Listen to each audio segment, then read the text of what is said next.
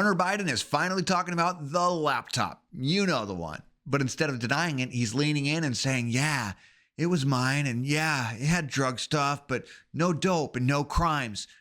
Isn't that a crime? And according to him, all that laptop proved was that he was an addict. And as for the New York Post story, he says it was a smear job, a privacy violation, and part of a Russian op published by Rudy Bannon and a convicted arms dealer. You can't even make this up. This is Andy with TrendingPolitics.com. Hit like, subscribe, and let's watch this nut job. I can remember covering the 2020 election about a year later, and I think it was the first Stop the Steal rally at Reading Terminal Market in Philadelphia, and I saw what I thought was a BLM flag, Black Lives Matter, but it actually said Biden's laptop matters. Oh, yeah. And so I asked the guy, what the hell does that mean? And he just sort of kept yelling the slogan over and over again. Couldn't get much out of him. Yeah. So for those who don't know, what happened with that? Well, I don't know. You tell me. And I really mean that sincerely. Like, you'll have a lot of people that will come up with something about the laptop. But I always say to anybody, I mean, you're steeped in the, and just through your work, the right-wing narrative around it. And my question to anybody that is keeping an open mind is, what is it that you think the laptop proves? Or what you call the laptop? So everybody has a laptop. So when they say Hunter Biden's laptop, what is it that they're talking about? Do you know? Well, I know that you, your entire iCloud was connected to it, all of your personal text messages, private photos, all that kind of stuff. Like everybody's laptop. Yeah. Okay. And you left it with a repair shop owner who, for some reason, gave it to Rudy Giuliani.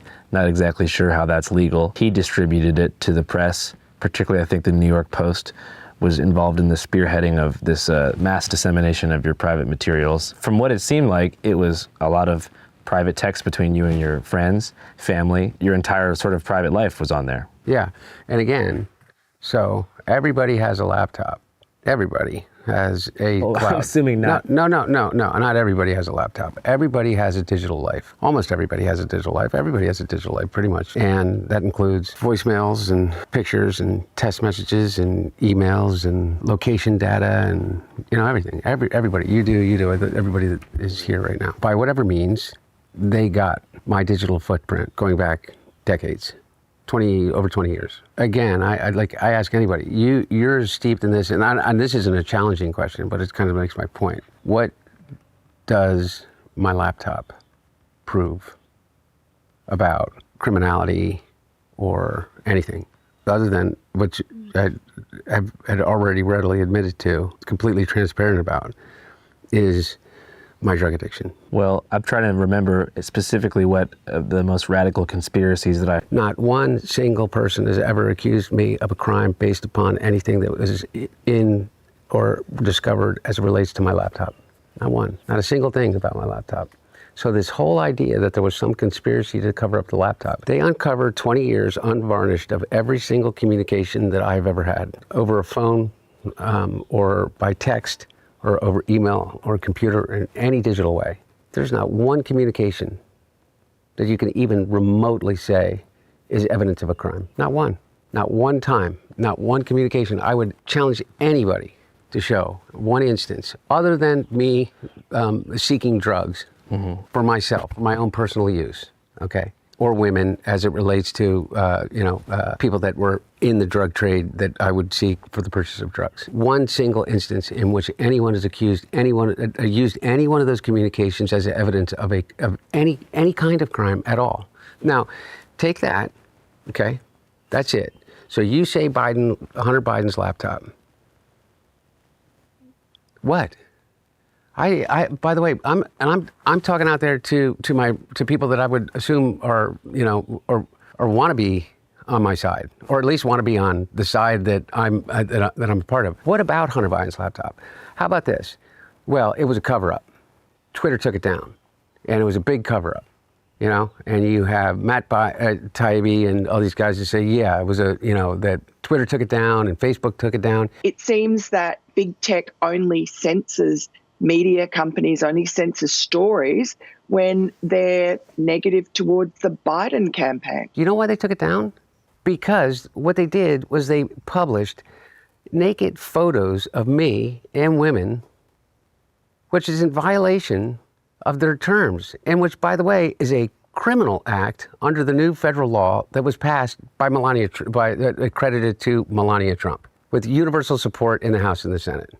That's why they took it down. It wasn't a cover-up.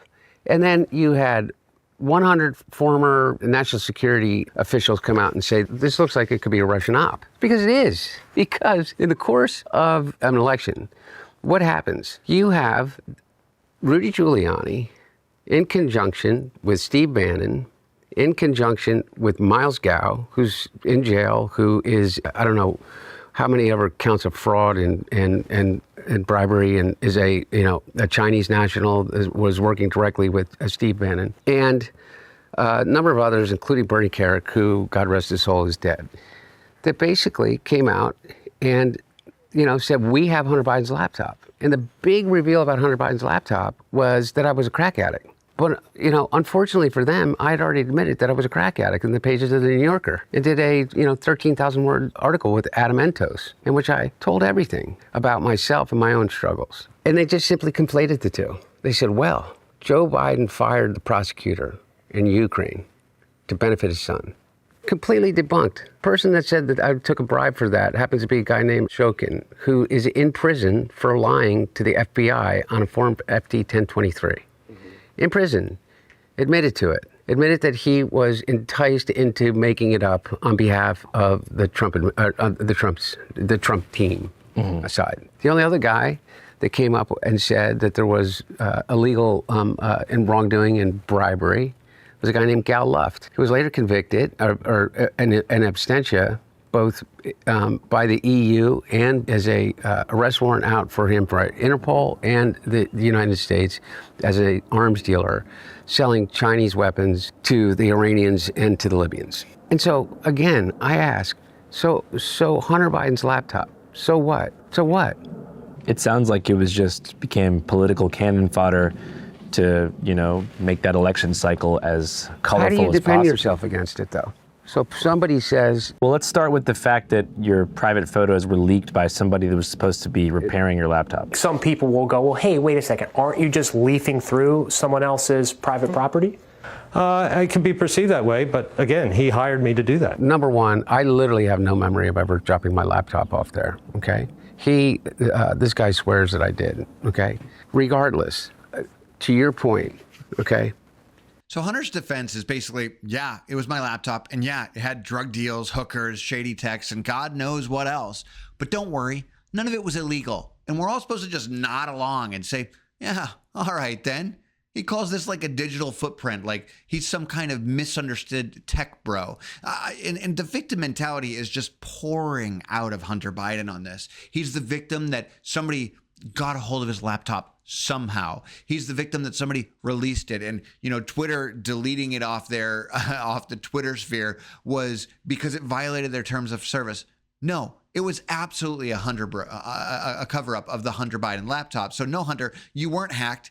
You dropped your laptop off and forgot about it because you were probably too strung out to remember. That's not a violation of your privacy. That's you being reckless. And now he's saying that the real crime we saw was that we saw it, not what was on it, but that it was shared, that his laptop was shared. You see the gaslighting here? It's not that the contents are damning and that we notice. It's that we noticed.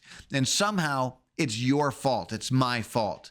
And then he throws out every distraction in the book. Rudy Giuliani, Steve Bannon, some Chinese national, a guy who's dead, a guy who's wanted by Interpol. He wants to paint the whole thing as some shadowy Trump world plot with Hunter Biden as the victim. Except here's the problem.